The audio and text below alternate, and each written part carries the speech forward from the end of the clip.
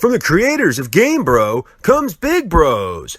Tired of being alone and never getting the second failed abortion brother you always wanted? Boy, do we have the solution for you. Get to pick from a plethora of badass dudes who totally don't have any priors or anything to do with Megan's Law. Finally get to do all those things you always wanted, but were too embarrassed to be seen with your mom after she was Narcaned at Sky Zone. Go anywhere. Do anything with your new Big Bro. Dig a big hole in the front yard and cover it with fake grass so your mom's new fuck piece will fall on it on his way out. Jerk off in your best friend's textbook right before the last day of school. Replace Grandpa's heart medicine with Viagra at the family reunion and watch him look at your cousins with intentions. Fun for all ethnicities with corresponding fast food meal plans and birthday parties. Remember to send a check or money order to the Game Bro, and it better not bounce or you're a dead motherfucker.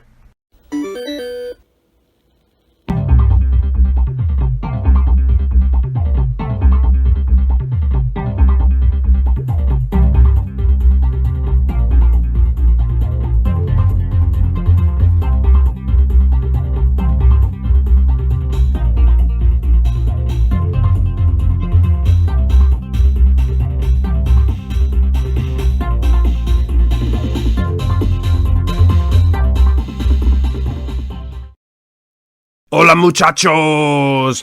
It's the Game Bro coming back to you with another review. Another Tuesday, another review. Tuesday's the shittiest day of the week for me, so I figured that's the perfect day to brighten up my own spirits. Today we're looking at Raycrisis on the PS1.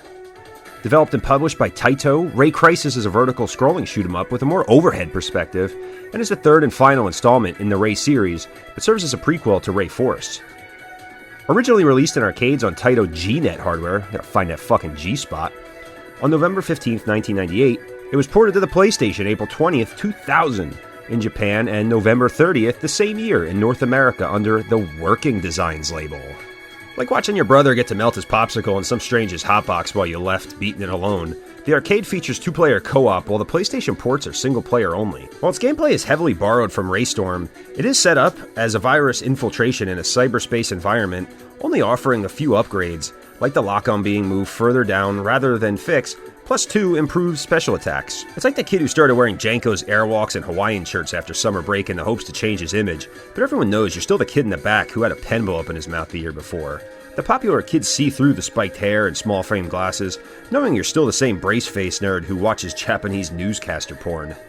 This game really reaches for a plot point. As if Lawnmower Man or the thousands of other examples didn't already tell us not to combine the human mind with artificial intelligence, Raycrisis is here to spell it out to you like Bill Fagerbakke to Rob Lowe. M-O-O-N, that spells done before, but more fucking retarded. So the supercomputer, called the Neurocomputer Conhuman, gains sentience and rebels against its creators as a result of a scientist trying to bond a cloned human to the Conhuman.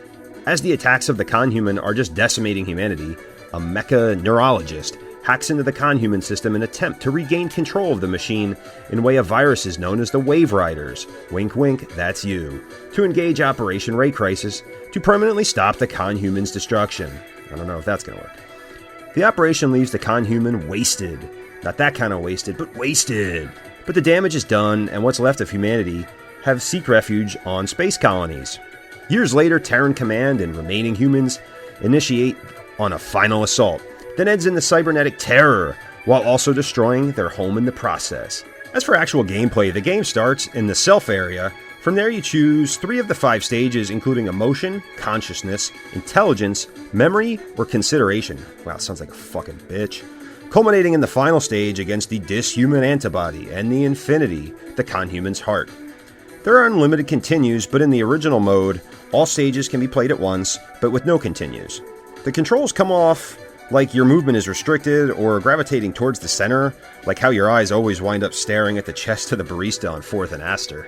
M-O-O-O-N, that spells now you gotta repopulate humanity family style. Enemies come at you on 2 planes of attack, with your primary taking care of the ones on the same, with the lock-on laser being able to reach the lower ones, adding some depth to the dated series. Your bomb is now a screen-clearing shockwave called the Round Divider, but many times ineffective against the bosses, as much as Mary being a virgin.